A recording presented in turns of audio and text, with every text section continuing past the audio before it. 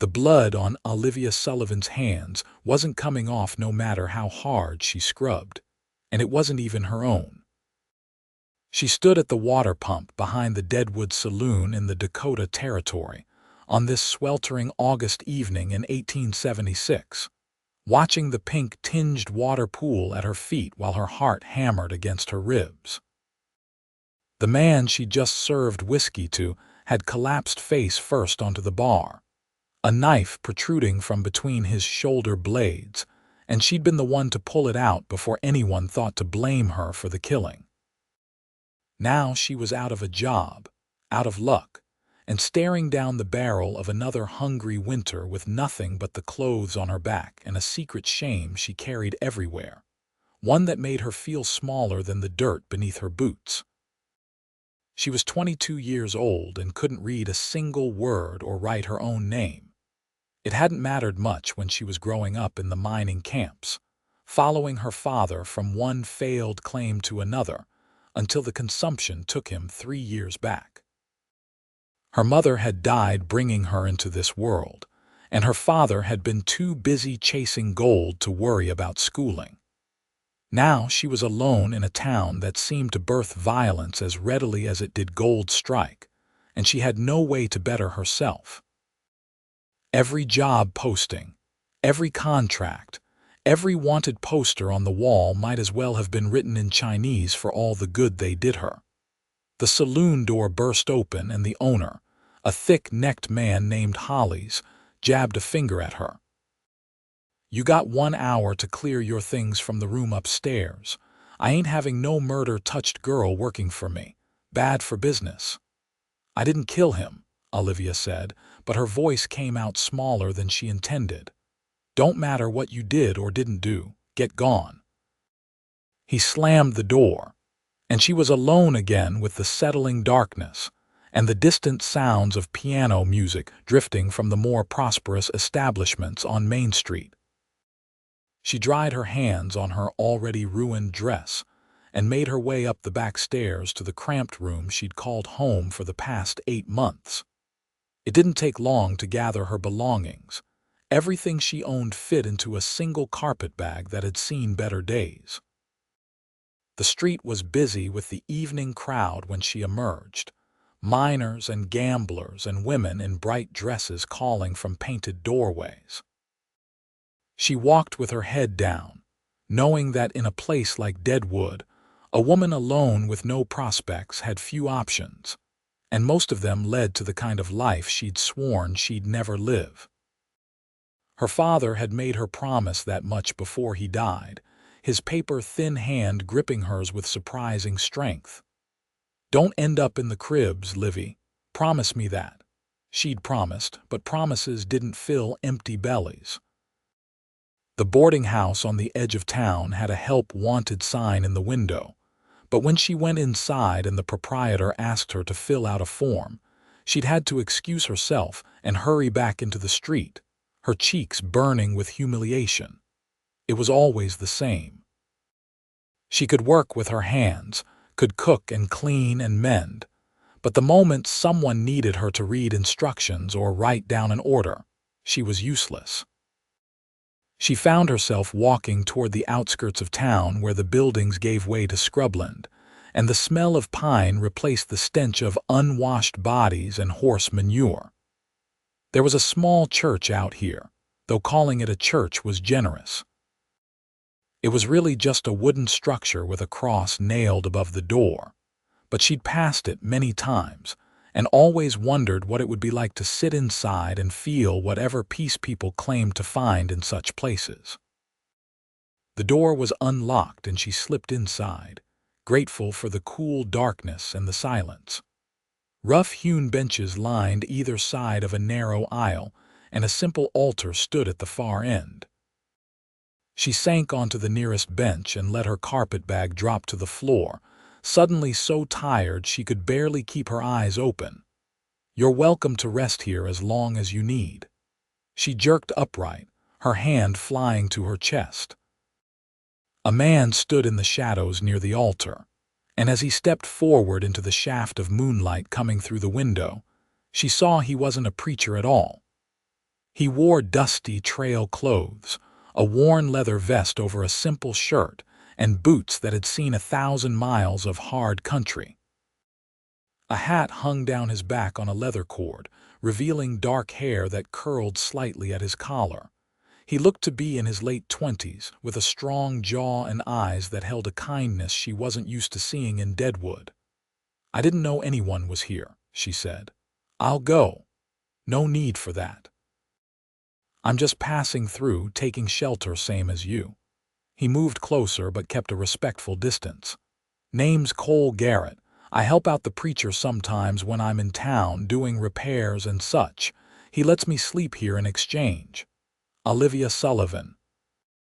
She didn't offer her hand, too aware of how she must look with her dress stained and her hair falling out of its pins. Cole studied her for a moment, and she had the uncomfortable feeling he could see right through her bravado to the scared girl underneath. "You look like you've had a rough day." "You could say that. There's a stove in the back room and some coffee if you want. Not much else, but you're welcome to it." The kindness in his offer made her throat tighten. She nodded, not trusting herself to speak, and followed him to a small room behind the altar that served as the preacher's office and sleeping quarters. True to his word, there was a pot-bellied stove and a tin of coffee grounds on a shelf. Cole got a fire going with practiced efficiency while she stood awkwardly by the door, unsure what to do with herself. "So what brings you to the church this evening?" he asked as he set the coffee pot on to boil. "Besides needing a quiet place, I mean. Lost my job, lost my room. Figured I'd sit and think for a spell." "At the saloon," she nodded. "I heard about the trouble there. Man named Dexter, wasn't it? Had it coming from what folks say. He'd been cheating at cards all week." "I didn't know that. I just served the drinks. But now you're caught up in it anyway." He shook his head. "That's Deadwood for you. Place has a way of pulling people down. You don't seem too fond of it." "I'm not. I'm a drover usually.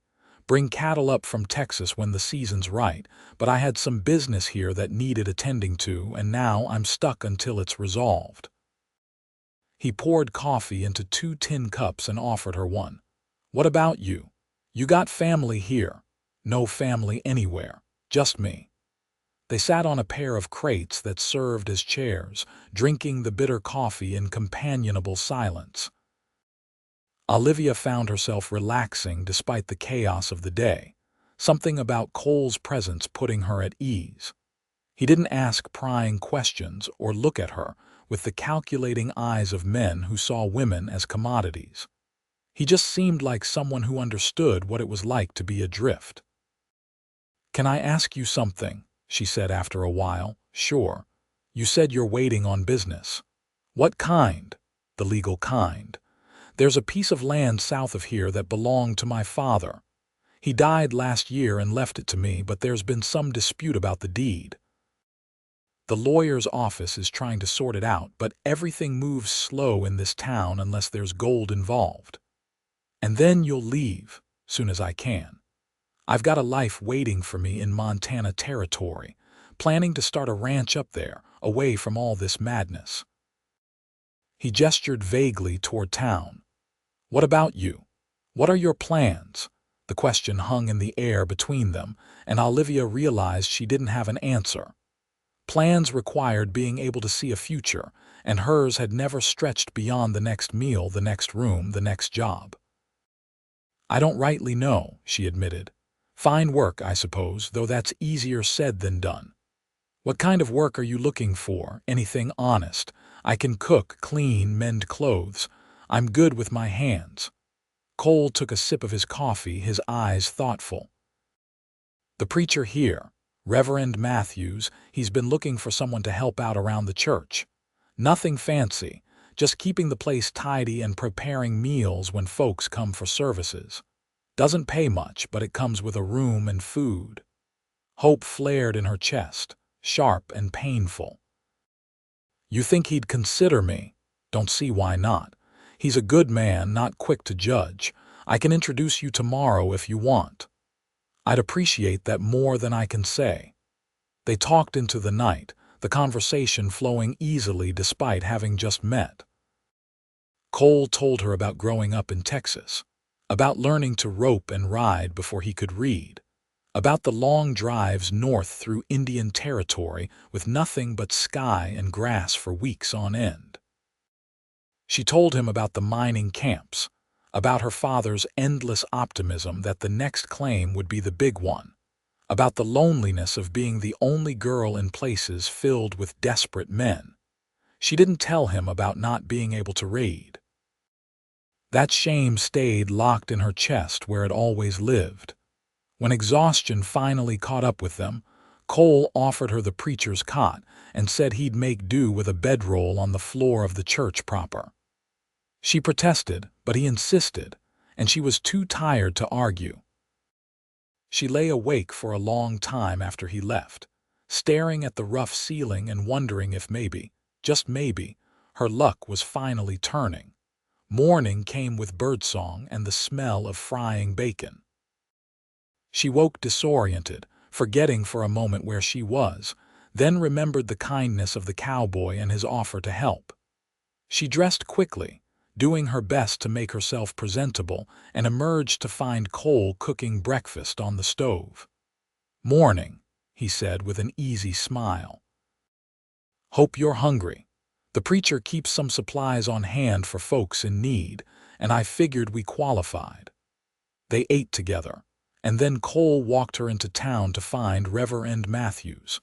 The preacher was a weathered man in his 50s with gentle eyes and hands calloused from work. He listened as Cole explained Olivia's situation, leaving out the details about the murder at the saloon, and when Cole was finished, the preacher turned to her. "Can you start today?" he asked. "Yes, sir. Absolutely. Good. The Lord provides in mysterious ways." "I've been praying for help, and here you are." Relief washed over her so powerfully she felt dizzy. "Thank you. I won't let you down." "I'm sure you won't. Cole here speaks highly of you, and I trust his judgment." The rest of the day passed in a blur of activity. The preacher showed her around the church, explaining her duties and showing her to a small room off the back where she'd sleep. It was barely bigger than a closet, but it was clean and private and hers. She threw herself into the work, sweeping and scrubbing and polishing until every surface gleamed. Cole stopped by in the evening after she'd finished preparing a simple dinner for herself and the preacher. He found her sitting on the church steps, watching the sun sink behind the hills and paint the sky in shades of gold and crimson. "Mind if I join you?" he asked. "Not at all." He settled beside her, close enough that she could feel the warmth radiating from him in the cooling air. "So how was your first day?" "Perfect. I can't thank you enough for this." "No thanks needed. I'm glad it worked out." He was quiet for a moment, then said, "The preacher mentioned he's been having trouble with his record keeping. Said the books are all in a muddle and he needs someone to help sort them out. I told him you might be able to help." Her stomach dropped. "I don't know if that's something I'm suited for." "Why not?" She could feel him looking at her, could sense the question beneath the question. She took a breath, forcing the words out past the lump in her throat. "I can't read, Cole, or write. Never learned how." She waited for the judgment, the pity, the subtle distancing that always came when people discovered her secret. But Cole just nodded slowly, as if she'd told him something far less significant. "Well," he said, "that's something that can be fixed if you want to fix it. I'm 22 years old. Bit late to be learning, don't you think? My mother didn't learn to read until she was 30. Had 10 kids before someone finally taught her. She always said it was the greatest gift anyone ever gave her." He stood and brushed the dust from his pants. "I'm no school teacher, but I can read and write well enough. If you want, I could teach you." She stared up at him, certain she'd misheard. "You do that? Don't see why not. I'm stuck here for at least another few weeks anyway, and the evenings get pretty dull. We could work by candlelight right here in the church after your duties are done. What do you say?" What did she say? She said yes. Of course she said yes, even though part of her was terrified of failing, of proving what she'd always suspected, that she was too dumb to learn. But the hope in her chest was stronger than the fear, and when Cole smiled at her acceptance, she felt something shift in her world, like a door opening onto a room she'd never known existed. They started that very evening.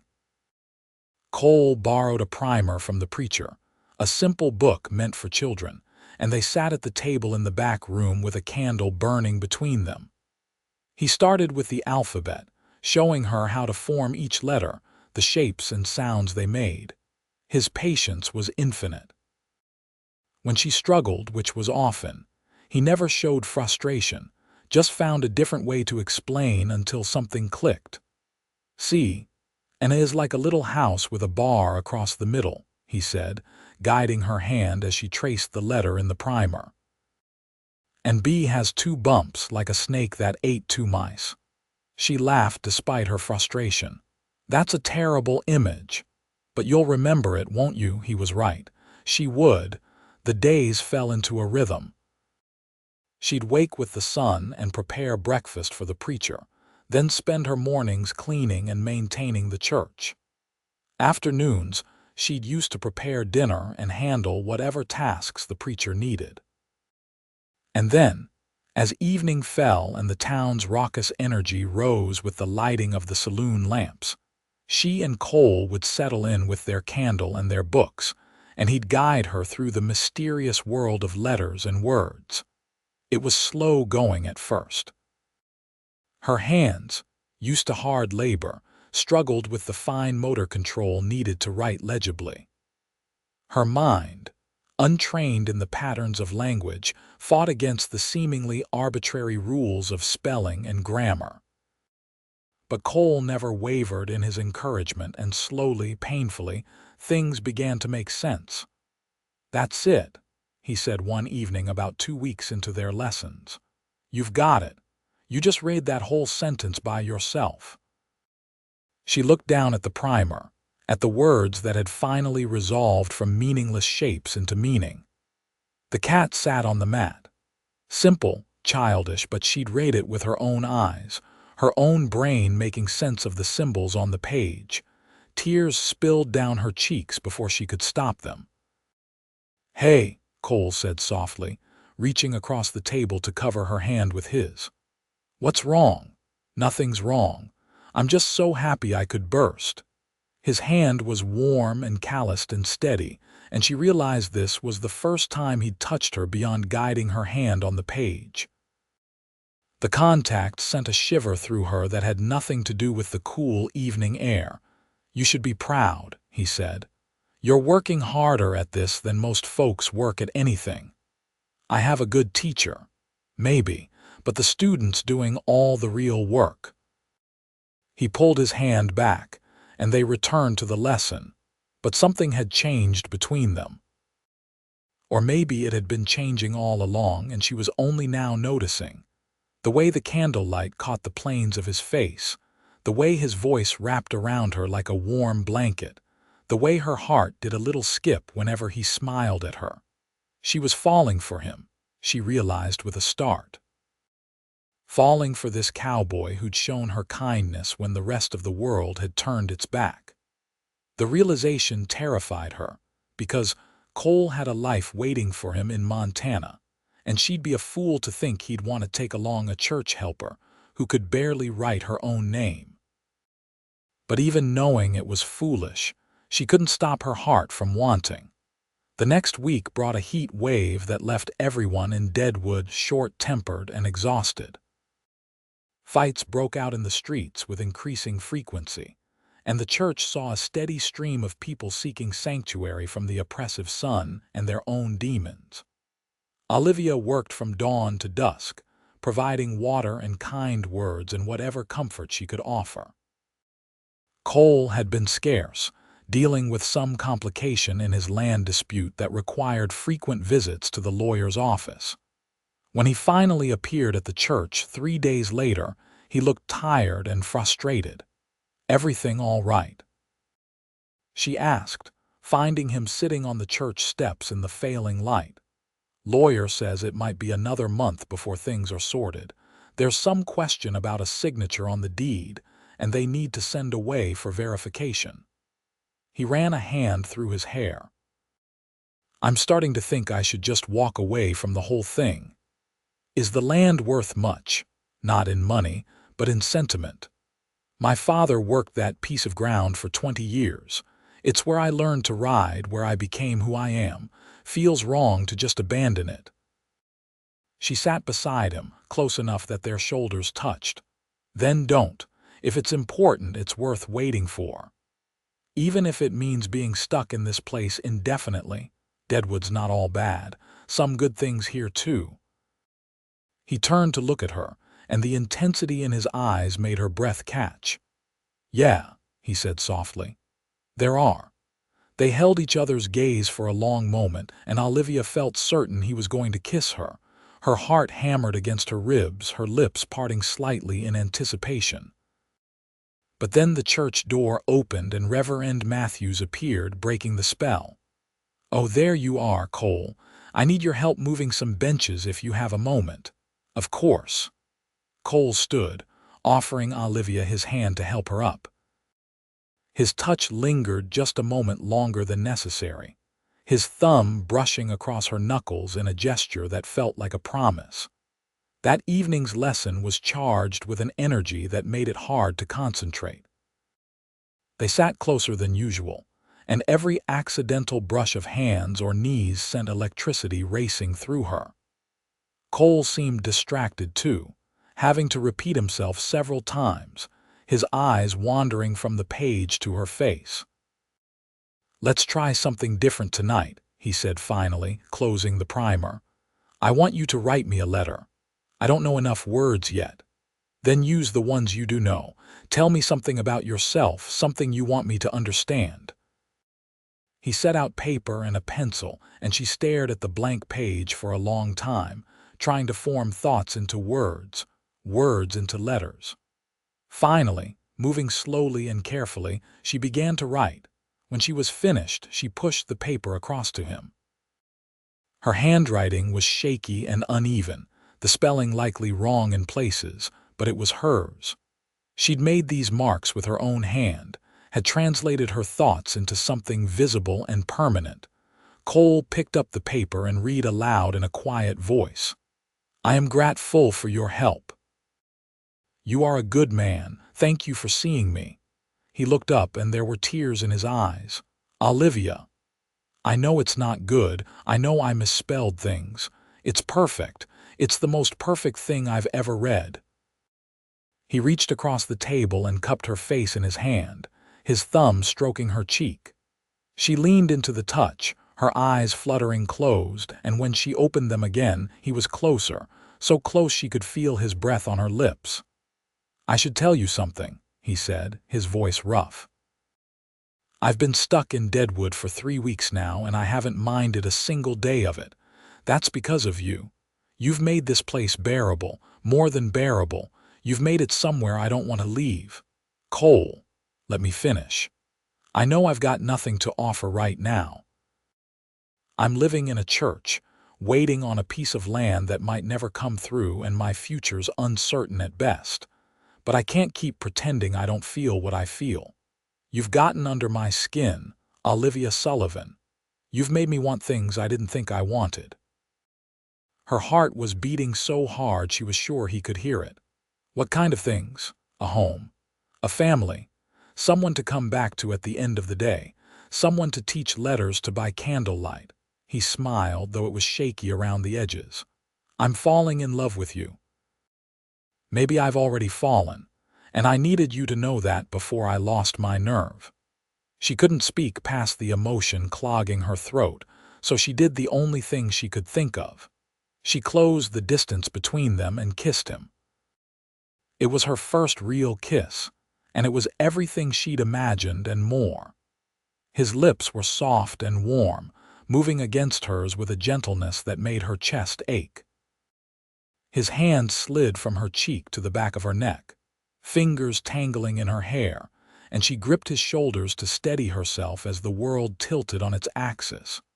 When they finally broke apart, both breathing hard, Cole rested his forehead against hers. "I'll take that as a yes to the feelings being mutual. Yes. 1,000 times yes." They kissed again, longer this time, and it was only the sound of footsteps in the church proper that made them spring apart like guilty children. Reverend Matthews called out a good night, apparently heading to his own quarters, and they dissolved into quiet laughter at their near discovery. "We should probably be more careful," Cole said, but he was still holding her hand, his thumb tracing patterns on her palm. "Probably," she agreed, making no move to pull away. They tried to return to the lesson, but it was hopeless. They kept finding reasons to touch, to lean close, to steal quick kisses between attempts at spelling words. Eventually, Cole declared the lesson over and walked her to her small room, kissing her goodnight at the door with a tenderness that left her weak in the knees.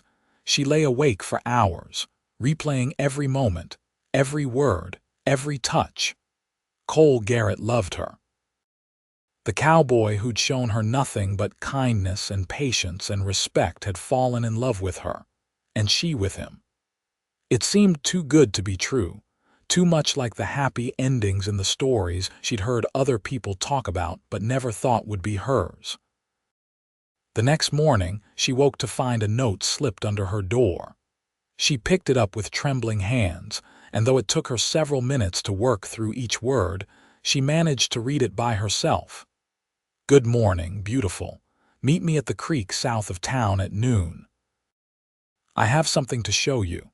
Yours, Cole." She pressed the note to her chest, grinning like a fool. He'd written to her and she'd read it. Two things that would have been impossible a month ago, now real and tangible in her hands. She rushed through her morning duties, perhaps too obviously excited because Reverend Matthews gave her a knowing smile and told her to take the afternoon off. She changed into her best dress, such as it was, and walked the mile south to where a creek wound through a copse of cottonwood trees. Cole was waiting for her, standing beside his horse with a picnic basket in hand. "You came. Did you think I wouldn't? Hoped you would." He helped her onto his horse and swung up behind her, one arm around her waist, and the contact made her skin tingle even through the layers of fabric. They rode for about 15 minutes, following the creek upstream until they came to a spot where the water pooled clear and inviting beneath the shade of the trees.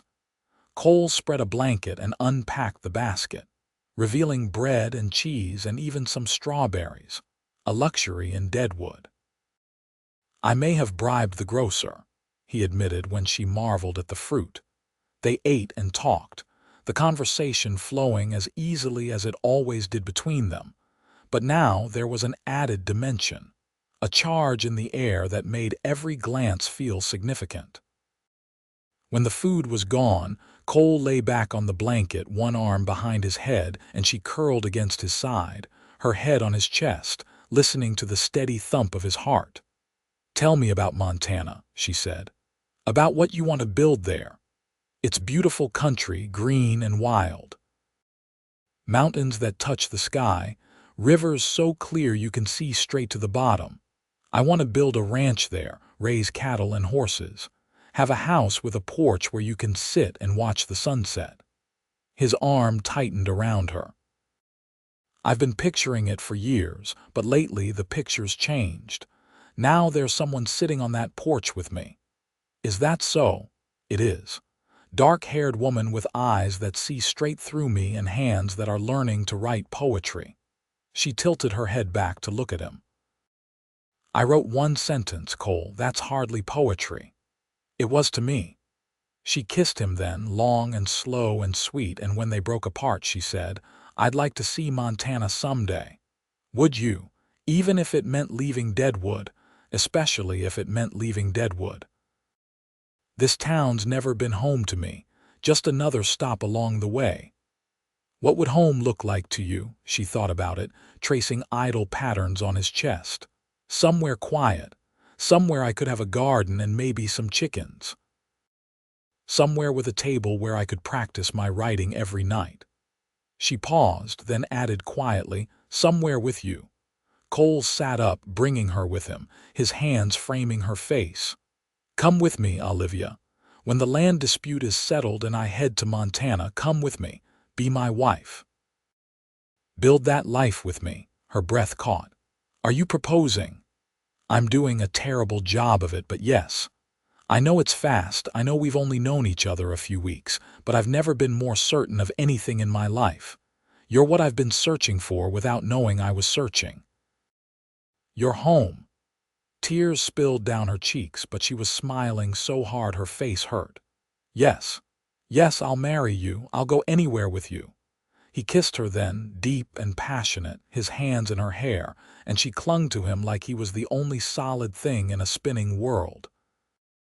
When they finally broke apart, both flushed and breathless, he reached into his pocket and pulled out a simple silver band.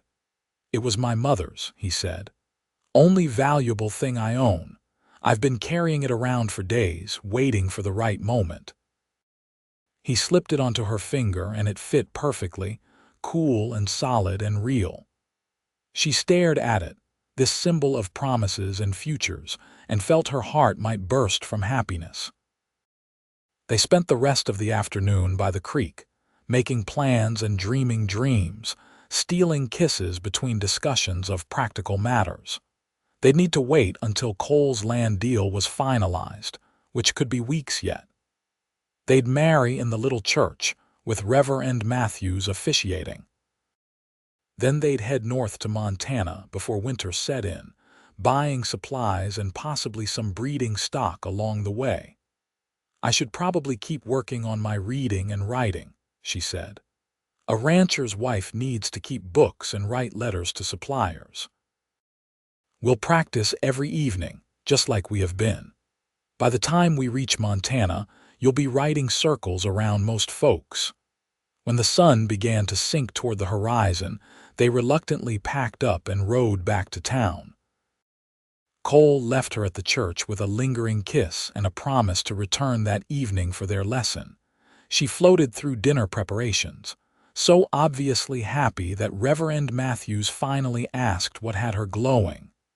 Cole proposed, she said, unable to keep the joy from her voice. We're getting married.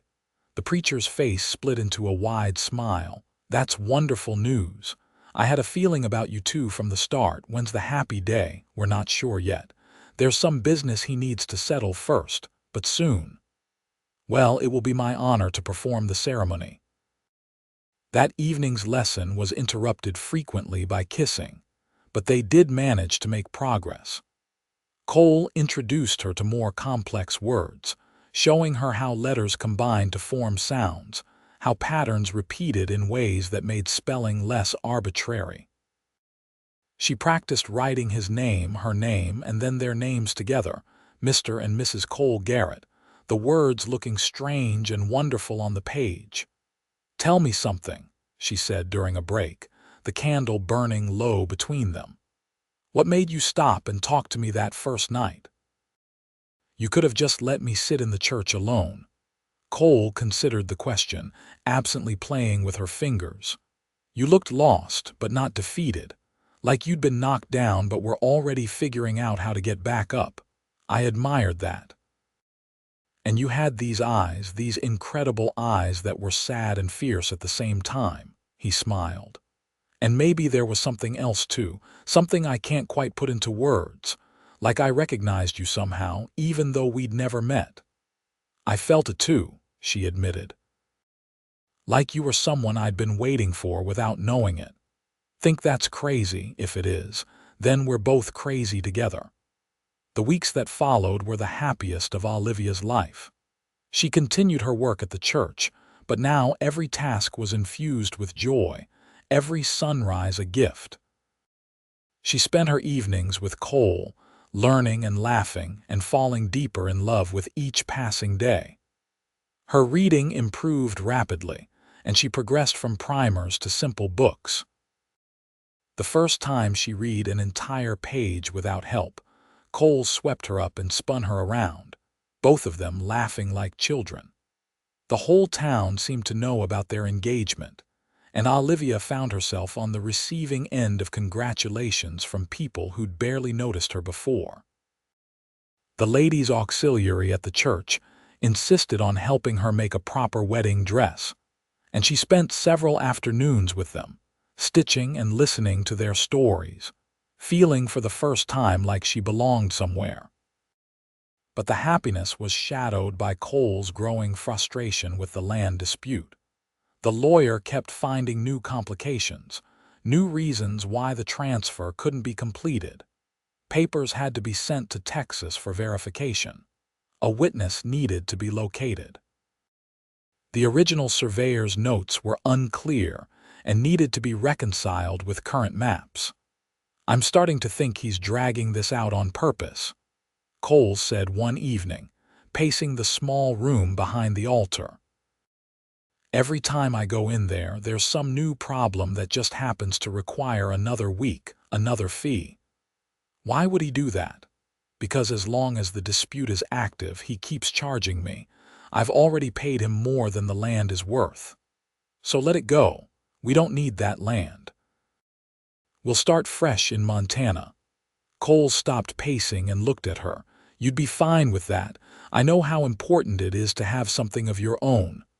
"I have something of my own. I have you." She stood and went to him, wrapping her arms around his waist.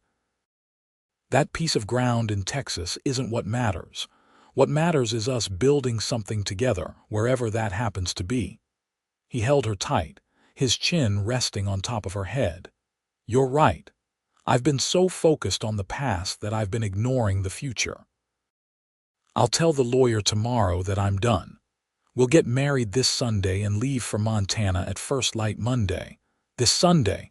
That's only 4 days away." "Is that a problem?" She thought about it, then shook her head. "No, no problem at all. I'll be ready." The next 4 days passed in a whirlwind of activity. The ladies from church finished her dress, a simple but beautiful creation in cream-colored cotton with lace at the collar and cuffs.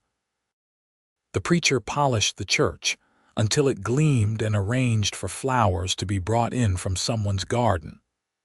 Cole sold his horse and saddle and most of his possessions, using the money to buy a wagon and supplies for their journey north.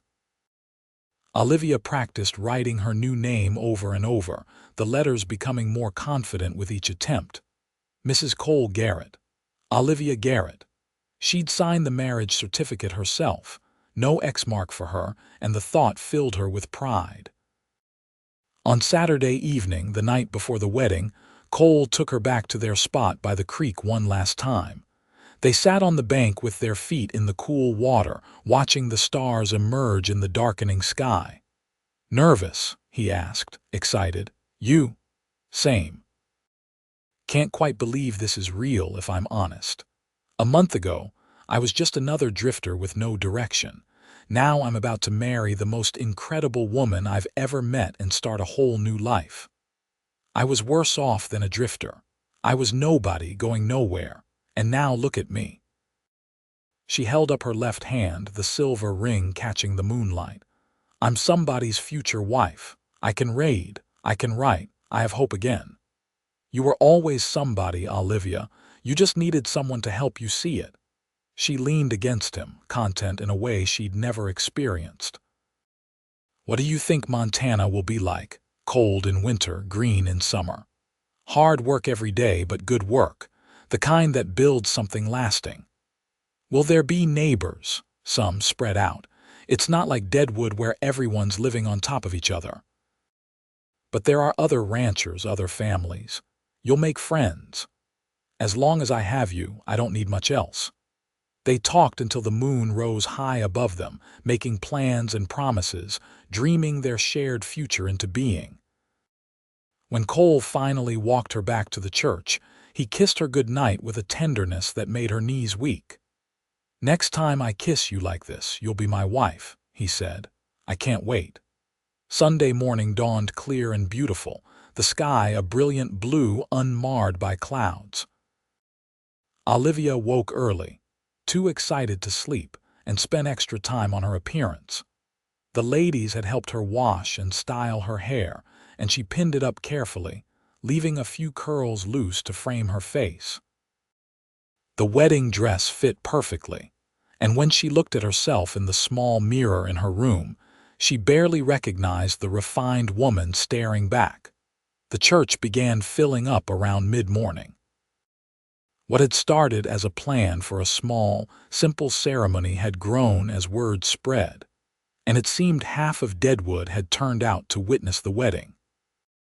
Miners in their Sunday best, saloon girls with tears in their eyes, shopkeepers and their wives. They all crowded into the pews, chatting and laughing and creating a joyful buzz of sound.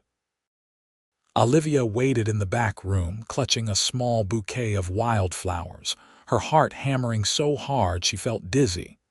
One of the ladies from the auxiliary peeked in to check on her. "He's here," she reported with a grin.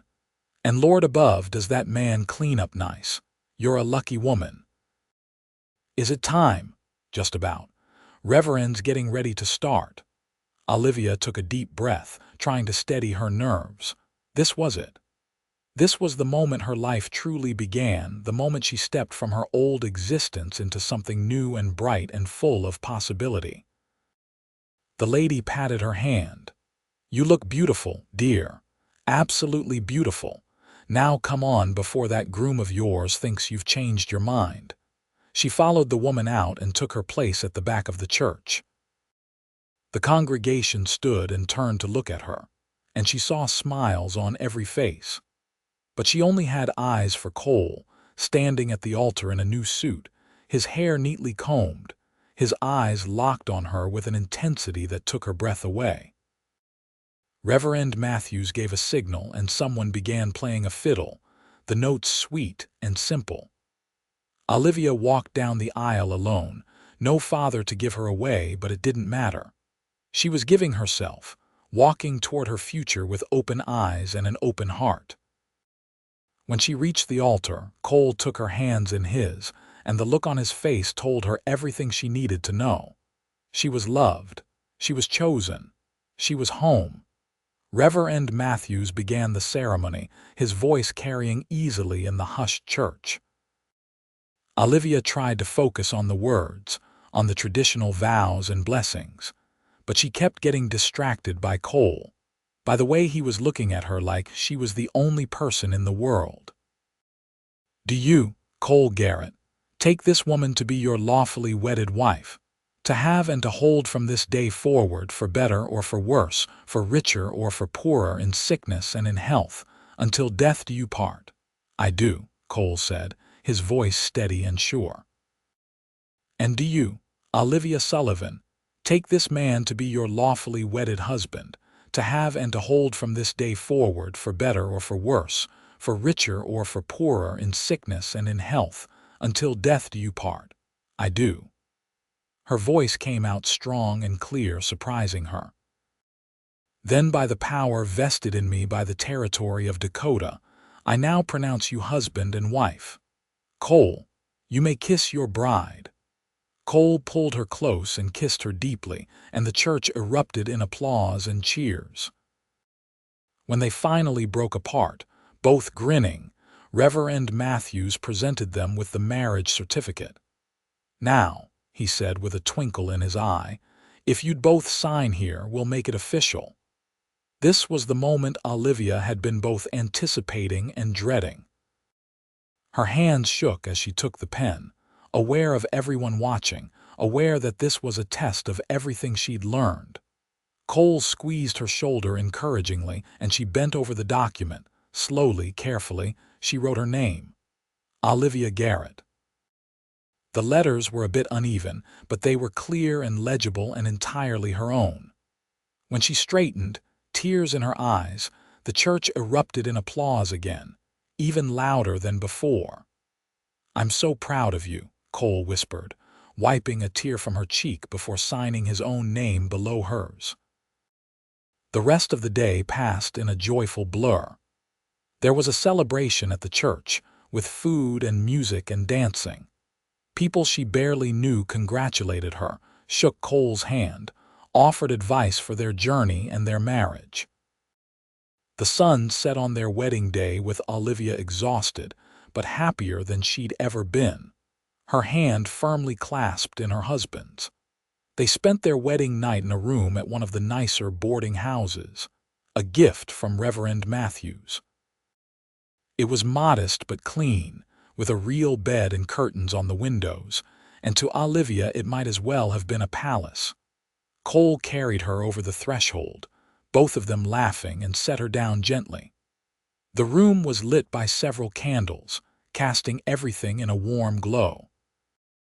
He cupped her face in his hands, his expression serious. "I want you to know," he said quietly, "that we don't have to do anything you're not ready for. We have the rest of our lives. There's no rush." She kissed him, pouring all her love and trust into it. "I'm ready. I love you, Cole. I want this." What followed was tender and sweet, occasionally awkward as they learned each other, but perfect in its imperfection. Cole was patient and gentle, making sure she was comfortable, that she felt safe and cherished. And when they finally lay tangled together in the aftermath, Olivia felt transformed, like she'd shed the last remnants of her old life and emerged into something new. "Mrs. Garrett," Cole murmured against her hair. "My wife. Say it again. My wife. My beautiful, incredible wife." She smiled into the darkness, her hand finding his over her heart. "I like the sound of that." They left Deadwood at dawn the next morning, before the town fully woke. The wagon was packed tight with supplies and the few belongings they'd accumulated. Cole helped Olivia onto the bench seat and climbed up beside her, taking the reins of the two sturdy horses they'd purchased with the last of their money. As they rolled out of town, Olivia looked back once at the church, at the place that had offered her sanctuary when she'd had nowhere else to turn. Then she faced forward, toward the mountains in the distance and the unknown territory beyond. "No regrets?" Cole asked. "Not a single one." The journey to Montana took 3 weeks of steady travel. They followed established trails north through Wyoming Territory, joining up with other travelers when they could for safety and company. The days fell into a rhythm. Wake at dawn, travel until mid-afternoon, make camp and prepare a simple meal, then spend the evening by the fire. And every evening, no matter how tired they were, Cole would take out the books and they'd have their reading lesson by firelight. Olivia's skills improved dramatically with the constant practice. She worked her way through the simple books they'd brought and started on more advanced texts, her confidence growing with each successfully completed page. "Listen to this," she said one evening, reading aloud from a book of poetry. "I wandered lonely as a cloud that floats on high o'er vales and hills, when all at once I saw a crowd, a host of golden daffodils." That's beautiful. You're reading like you were born to it. I'm still slow. You're doing wonderfully, better than wonderfully. They also practiced her writing, and Cole taught her basic arithmetic so she could help with the ranch accounts. Numbers came easier to her than letters had, and she picked up addition and subtraction quickly. "You've got a good head for figures," Cole observed after she correctly solved a particularly tricky problem. "Maybe you should be in charge of the ranch finances." "Maybe I should," she agreed with a smile. They crossed into Montana Territory on a cool September morning, the air crisp and clean and smelling of pine. The land opened up before them, vast and beautiful and intimidating in its wildness. They passed through several small settlements, little more than trading posts and a few rough cabins, before Cole declared they'd gone far enough. "This is it," he said, pulling the wagon to a stop on a rise overlooking a valley. "This is where we build our life." The valley spread below them, a river winding through its center, forest climbing the slopes on either side. It was empty of human habitation, just grass and trees and possibility. It's perfect, Olivia breathed. They camped that night on the rise, too excited to go any further, and made love under the stars while coyotes sang in the distance. In the morning, they explored the valley, eventually choosing a spot near the river that offered good water access and a relatively flat area for building. The first month was brutal work. They lived in a tent while Cole felled trees and began constructing a cabin. Olivia helped where she could, hauling water and preparing meals and stripping bark from logs. Her hands blistered and her back ached, but she'd never felt more alive. The cabin took shape slowly, one log at a time.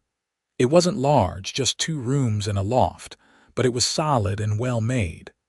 Cole chinked the gaps with mud and moss while Olivia fashioned furniture from leftover wood. They didn't have much, but what they had was theirs, built with their own hands and their own sweat.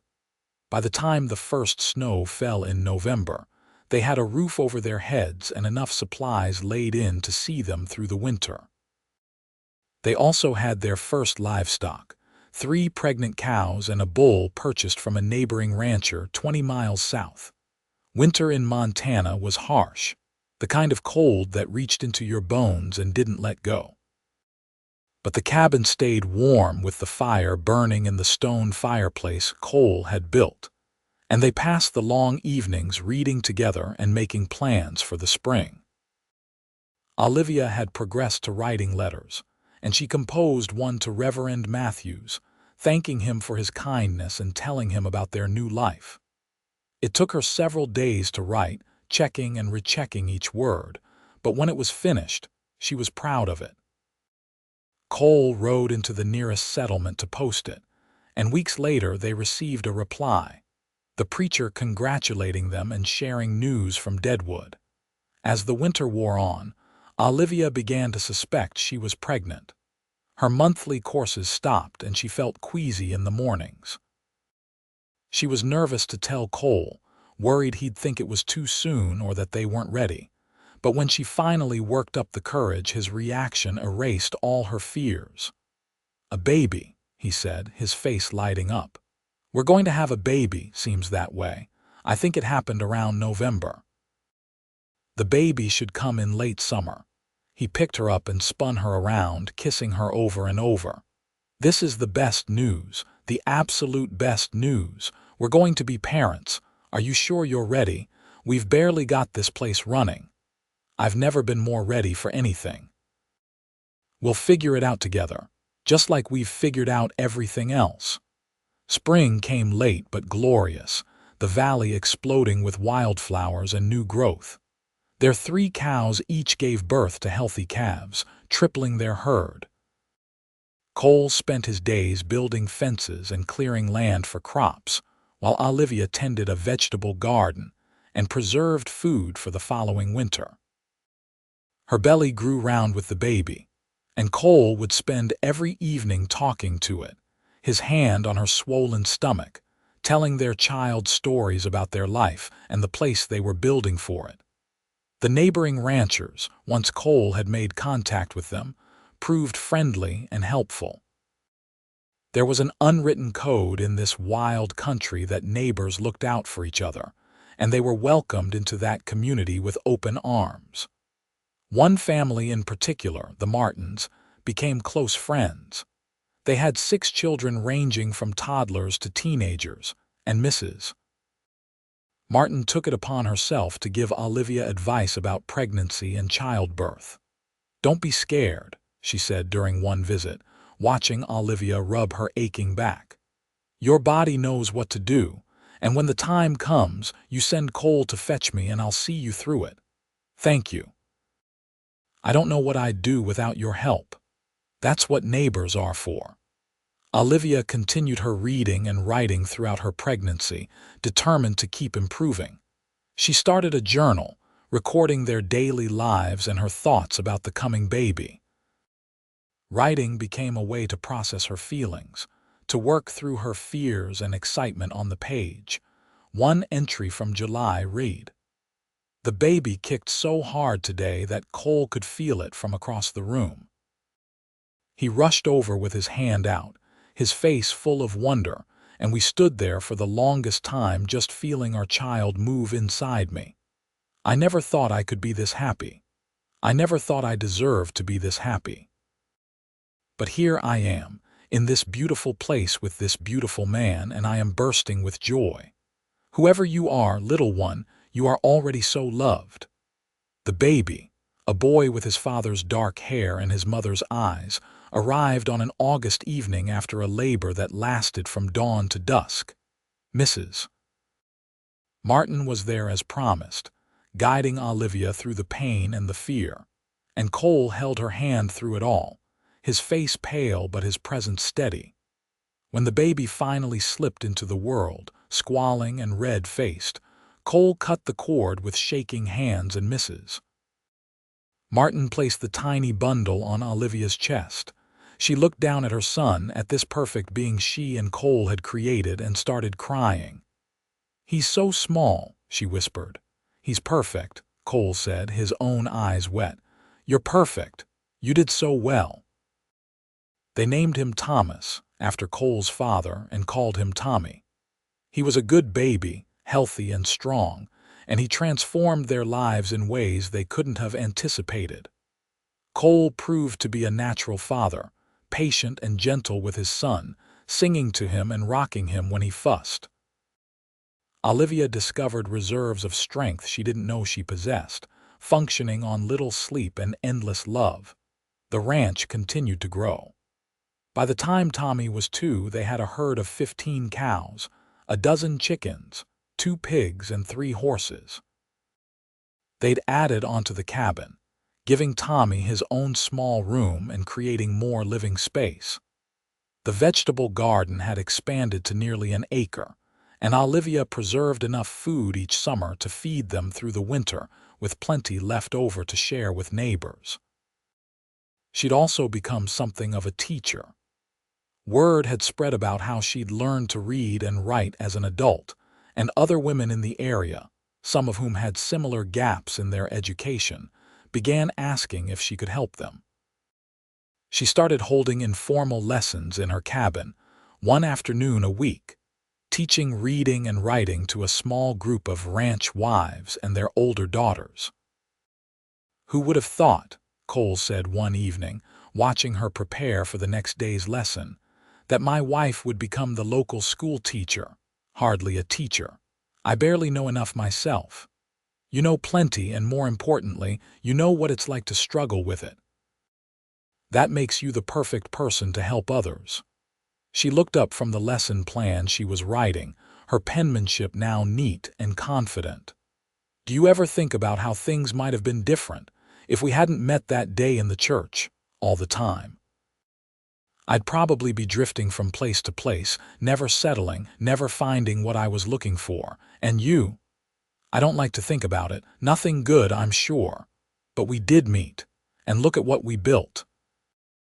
She looked around the cabin, at the shelves filled with books, at the table where she taught, at the loft where their son slept peacefully, at the man she loved more than she'd thought possible to love anyone. "We built something pretty wonderful, didn't we?" "We did. And we're not done yet." He was right. Over the next several years, their life continued to flourish.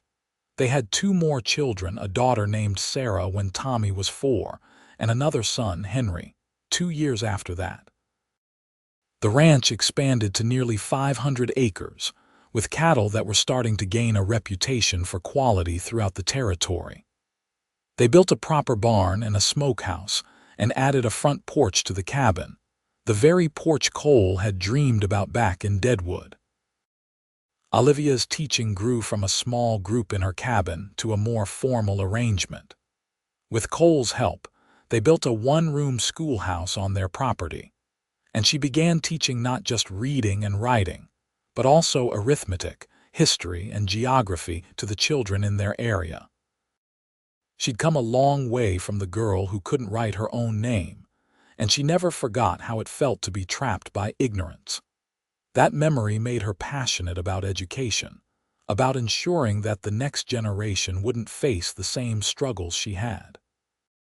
On a cool September evening in 1886, exactly 10 years after they'd left Deadwood, Olivia and Cole sat on their porch watching the sunset paint the sky in brilliant shades of orange and pink. Tommy, now 9, was in the barn doing his evening chores. Sarah and Henry were inside, supposedly getting ready for bed but more likely playing if the giggling was any indication. 10 years, Olivia said, her hand finding Cole's. Can you believe it's been 10 years? Best 10 years of my life. Mine too. She was quiet for a moment, then said, I've been thinking about something. I want to write a book. Cole turned to look at her. A book, my story, our story, how I couldn't read or write and how you taught me by candlelight every evening and how that changed everything. I think there might be other people out there like I was, people who think it's too late for them to learn. Maybe our story could give them hope. I think that's a wonderful idea. You should absolutely write it. Will you help me, however I can? Though I suspect you won't need much help these days. You're a better writer than I'll ever be. She laughed. I don't know about that, but I do want to try. I want to leave something behind that shows how far we can come when we're given a chance. She started the next day, setting aside an hour each evening after the children were in bed to write. It was slow going at first, finding the right words to capture those early days in Deadwood, the shame and fear and desperate hope.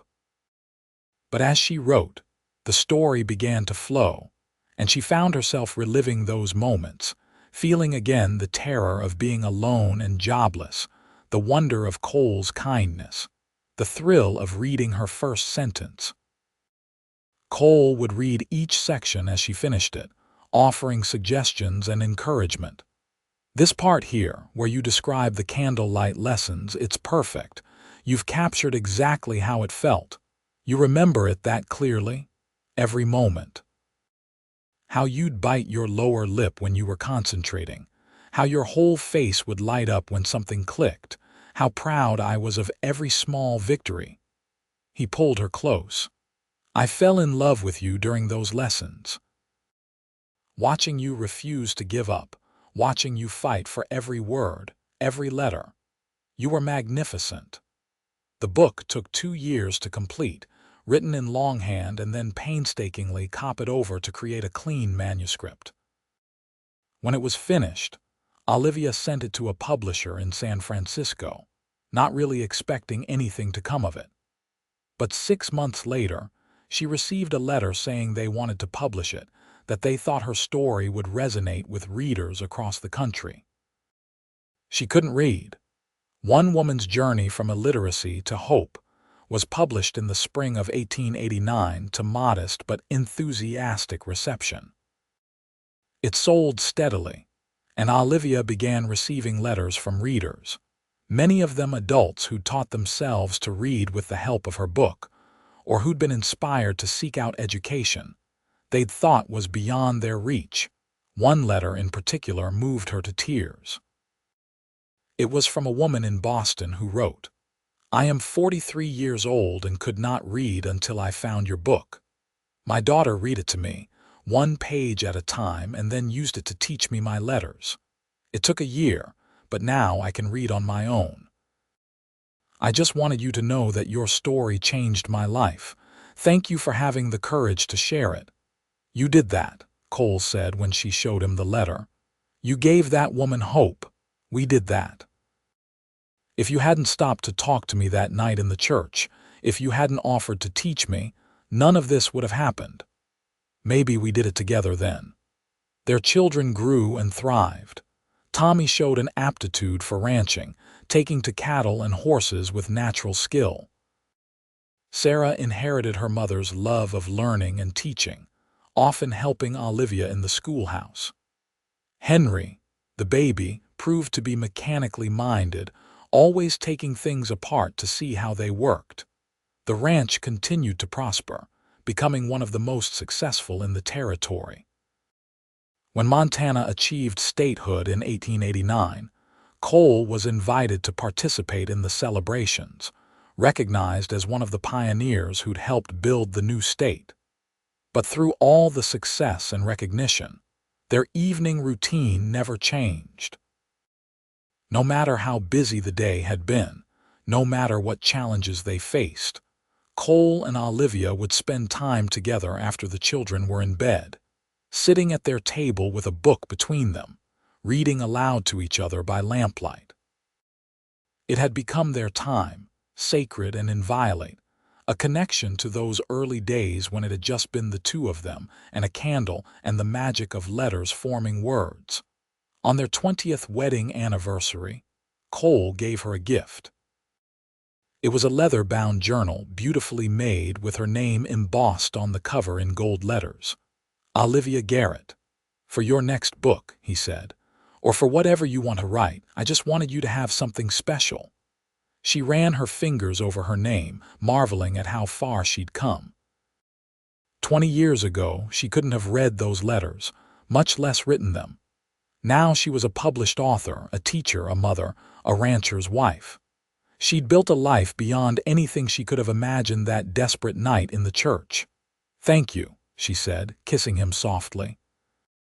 "For this and for everything. For seeing me when I was invisible. For believing in me when I didn't believe in myself. For loving me. Loving you was the easiest thing I ever did." As they sat on their porch that evening, watching another sunset paint their valley in gold, surrounded by the life they'd built together, Olivia felt a contentment so deep it was almost painful. She thought about the girl she'd been, terrified and ashamed, scrubbing blood from her hands and wondering if she'd survive another day. She thought about Cole, young and lost in his own way, waiting on a piece of land that never came through but finding something infinitely more valuable. She thought about all the evenings they'd spent bent over books by candlelight, his patient voice guiding her through the mysteries of the written word. How those moments of learning had been so much more than education. They'd been connection and trust and love growing in the space between letters. Their children had children of their own. Tommy married a rancher's daughter from the next valley over, and they had 4 kids who split their time between their parents' spread and their grandparents.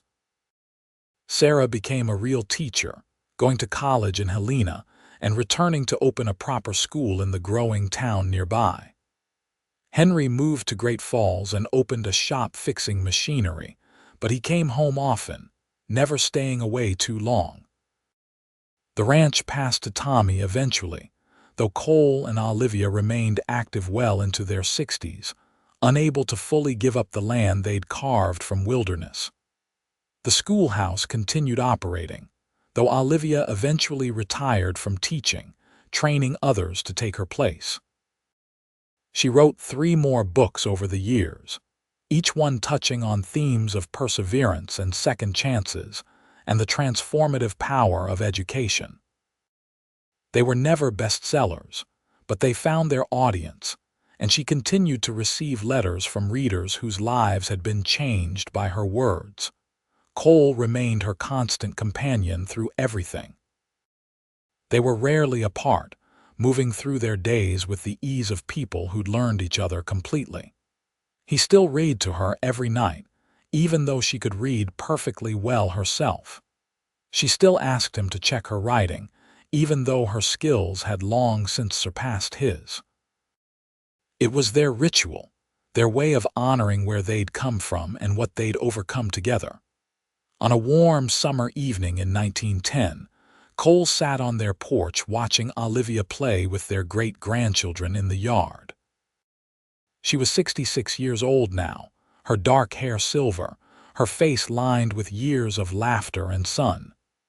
But to him, she was still the girl he'd met in that church, fierce and vulnerable and beautiful beyond words. She caught him watching and smiled, that same smile that had stolen his heart all those years ago. She said something to the children and they ran off to play, then she climbed the porch steps and settled into the chair beside him, taking his hand in hers. "What are you thinking about?" she asked. "How lucky I am, How I almost missed you. But you didn't. You walked into that church when I needed you most, and you changed my life. We changed each other's lives." She leaned her head on his shoulder, and they sat in comfortable silence, watching the sun sink toward the mountains. The valley spread before them, dotted now with other ranches, other families, a community they'd helped build. The schoolhouse stood near their barn, still in use, still teaching children to read and write and dream beyond their circumstances. "You remember," Cole said quietly, "that first lesson, when you couldn't even write your own name. I remember being terrified, certain I'd fail.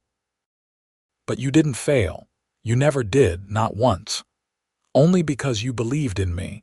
You saw something in me I couldn't see in myself. I saw the truth, that you were smart and capable and strong. The reading and writing, that was just skills you hadn't learned yet. Everything else, everything that mattered, was already there." She lifted her head to look at him, tears shining in her eyes. "I love you, Cole Garrett. I have loved you from that first night, and I will love you until my last breath and beyond. And I love you, Olivia Garrett. You are the best thing that ever happened to me." They kissed as the sun disappeared below the horizon, two people who'd found each other in the darkness and built a life in the light.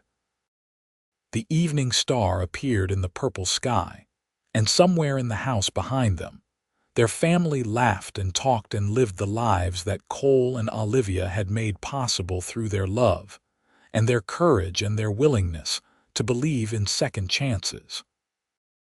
That night, after everyone had gone to bed, they sat at their table one more time with a book between them. Cole read aloud, his voice steady and warm, while Olivia followed along, her finger tracing the words on the page.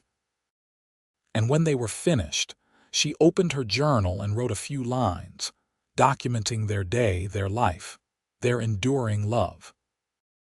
The candle burned low between them, just as it had all those years ago in a small church in Deadwood, when a cowboy had offered to teach a frightened girl to read and write, and in doing so, had given them both a future neither could have imagined. They went to bed that night holding hands, and they woke the same way the next morning, ready for another day in the life they'd built together. There would be many more days, many more evenings of reading by lamplight, many more moments of quiet connection and deep love. Their story, which had begun with letters learned by candlelight, continued to unfold in all its beautiful complexity. They faced challenges as the years went on, as all couples do, but they faced them together, drawing on the foundation they'd built in those early days.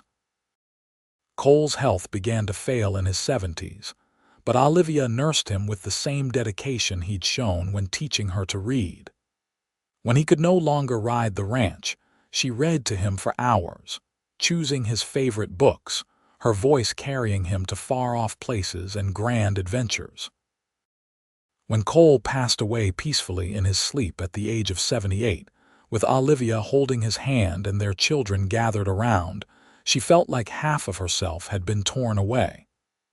But even in her grief, she held on to the gifts he'd given her.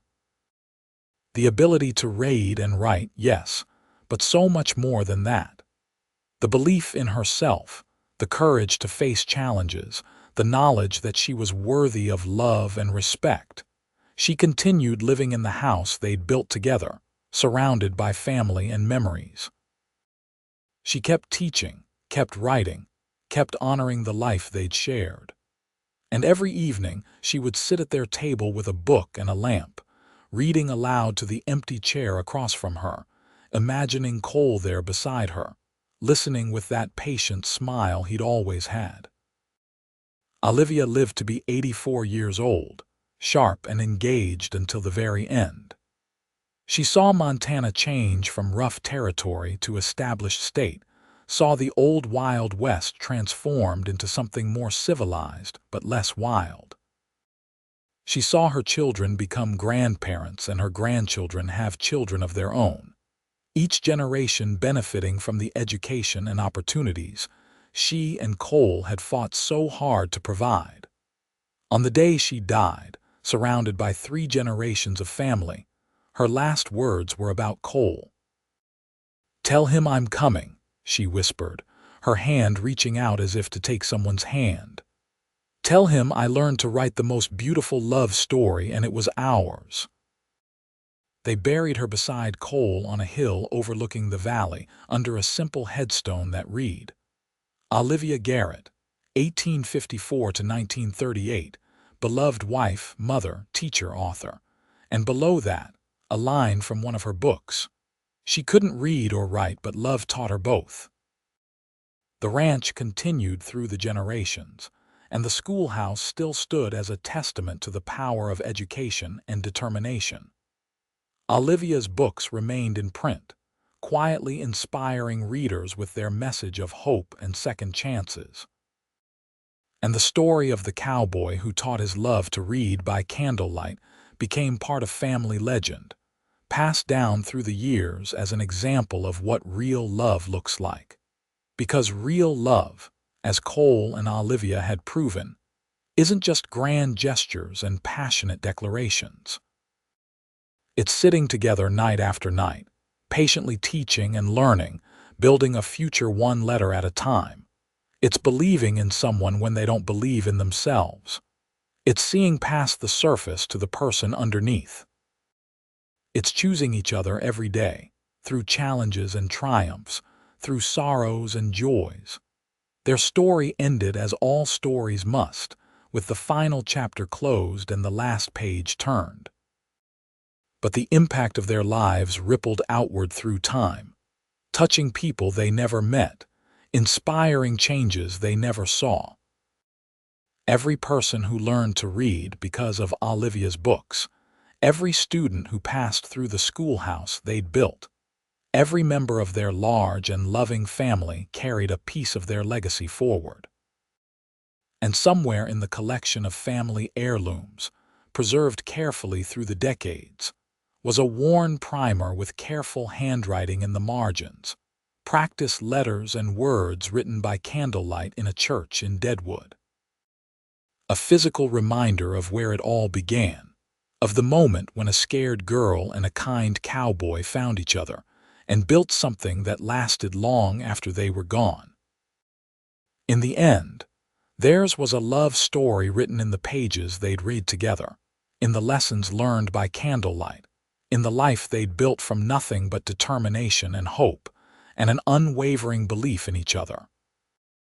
It was a story without a single wasted word, every moment meaningful, every challenge overcome leading them closer to the happiness they'd both deserved all along. And if love stories need a moral, theirs would be this: it's never too late to learn, never too late to change, never too late to find the person who sees you for who you truly are and loves you for it. Sometimes the greatest adventures begin with the simplest gestures, a hand extended in friendship, an offer to help, a willingness to believe in someone else's potential. Cole and Olivia's story proved that miracles don't always look like miracles at first. Sometimes they look like a dusty cowboy and a frightened girl, and a single candle burning in the darkness. Sometimes they're written one letter at a time, with patience and dedication and love. And sometimes, if you're very lucky, those small beginnings grow into something extraordinary, a love that spans decades and transforms lives and proves that the most powerful force in the world is the human heart determined to overcome, to grow, and to love without limits. Their story was complete, their ending as perfect as any they could have written themselves. They'd lived fully, loved deeply, and left the world better than they found it. What more could anyone ask for than that?